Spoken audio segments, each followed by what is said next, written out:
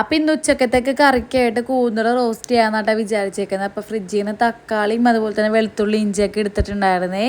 അപ്പോൾ ഞാനിത് ആ കൂന്തലൊക്കെ ഞാൻ കഴുകി വൃത്തിയാക്കിയ ശേഷം ഞാൻ കുളിക്കാൻ വേണ്ടി പോയിട്ടുണ്ടായിരുന്നു കേട്ടോ. അപ്പോൾ ഇനി കുളിച്ച് വന്നിട്ടാണ് ഇനി കറി വെക്കാൻ വേണ്ടി പോകുന്നത്. കൂന്തൽ ചെറുതായിട്ട് കട്ട് ചെയ്തിട്ട് കുക്കറിലിട്ട് ആദ്യം ഒന്നൊരു വിസിലടിപ്പിച്ചെടുക്കണം കേട്ടോ. അപ്പോൾ അധികം വേവിൻ്റെ ആവശ്യം വരില്ല. പിന്നെ കുറച്ച് കറി മസാലപ്പൊടിയും ഉപ്പും കൂടി ഇട്ടിട്ടാണ് ഞാൻ ആദ്യം വേവിക്കാൻ വേണ്ടി വെക്കുന്നത്. അപ്പോൾ ഇത് രണ്ടും കൂടി ഇട്ട് കൊടുത്ത് വേവിച്ച് കഴിഞ്ഞാൽ നമുക്ക് പിന്നെ ഇതിൻ്റെ ആവശ്യമില്ല കേട്ടോ.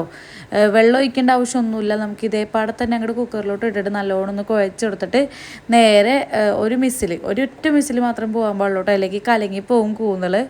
അങ്ങനെ അതെല്ലാം അടുപ്പത്തോട്ട് വെച്ചിട്ട് ഞാനിതാ കുറച്ച് ചെറിയ ഉള്ളിയും വെളുത്തുള്ളി ഇഞ്ചിയും കൂടെ ആട്ടാ ചതച്ചെടുക്കുന്നത്. പച്ചമുളകും സവാളൊന്നും വേണ്ടെന്ന് ഉമ്മ പറഞ്ഞിട്ടോ, മതിരിക്കുമെന്ന് പറഞ്ഞു. അപ്പോൾ ഞാനിതാ വെളുത്തുള്ളിയും ഇഞ്ചിയും മുളകും തക്കാളിയും ഒക്കെ കൂടിയിട്ട് വാട്ടിയെടുക്കാം കേട്ടോ. വെളിച്ചെണ്ണ കഴിഞ്ഞപ്പോൾ വെളിച്ചെണ്ണ 2 ബോട്ടിലായിട്ട് പകർത്തി വെച്ചിട്ടുണ്ട്. അതിൻ്റെ ഇടയിൽ കുറച്ച് തുളുമ്പി പോയിട്ടുണ്ടായിരുന്നു കേട്ടോ. അത് കയ്യോടെ ഞാൻ എൻ്റെ തലയിലും മൈനൂസിൻ്റെ തലയിലൊക്കെ തേച്ചിട്ടുണ്ട്. ഇതൊക്കെ കണ്ടാൽ തീർന്ന് എൻ്റെ കാര്യത്തിൽ തീരുമാനമാവും കേട്ടോ. ഇക്കാക്ക് വെളിച്ചെണ്ണ എന്നൊക്കെ പറയാൻ ഭയങ്കര സ്ട്രിക്റ്റ് ആണ്, ഇവിടെ ഓർഡറാണ്. അങ്ങനെ അതെല്ലാം വാടി വന്നപ്പോഴത്തേക്ക് കുറച്ച് ഇടിച്ച മുളക് പൊടി ഇട്ടിട്ട് ഒന്ന് മൂപ്പിക്കാൻ വേണ്ടി വെച്ചിട്ടുണ്ട് കേട്ടോ. നമ്മൾ കൂന്തൽ ഇവിടെ സെറ്റായി വന്നിട്ടുണ്ട്. ഇക്കാക്ക് കൂന്തൽ റോസ്റ്റ് കൂട്ടൂല, അതുകൊണ്ട് ഇക്കാക്ക് മാത്രം ഇത്തിരി പൊരിക്കാമെന്ന് വിചാരിച്ചോട്ടോ. ഇനിയിപ്പോൾ ഇക്കാക്ക് രാത്രിയേ വരുവുള്ളൂ.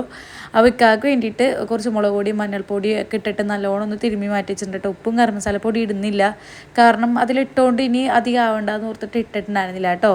അങ്ങനെ കൂന്തൽ ബാക്കിയുള്ളതും കൂടി അതിലോട്ട് ഇട്ട് കൊടുത്തിട്ട് 2-3 തണ്ട് കറിവേപ്പില ഇട്ട് കൊടുക്കുന്നുണ്ട് കേട്ടോ. ഇതൊക്കെയാണ് ഇതിൻ്റെ ടേസ്റ്റ്.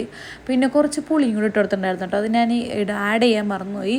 അപ്പോൾ കറി സെറ്റ് ആയപ്പോഴത്തേക്കും ഞാൻ പിന്നെ ചോറ് വെച്ചിട്ടുണ്ട്. പിന്നെ കുറച്ച് കപ്പ പുഴുങ്ങിയത് ഉണ്ടായിരുന്നു കേട്ടോ. അത് ഇക്കാക്കയുടെ ഫ്രണ്ടിൻ്റെ ഉമ്മ തന്നതാണ്.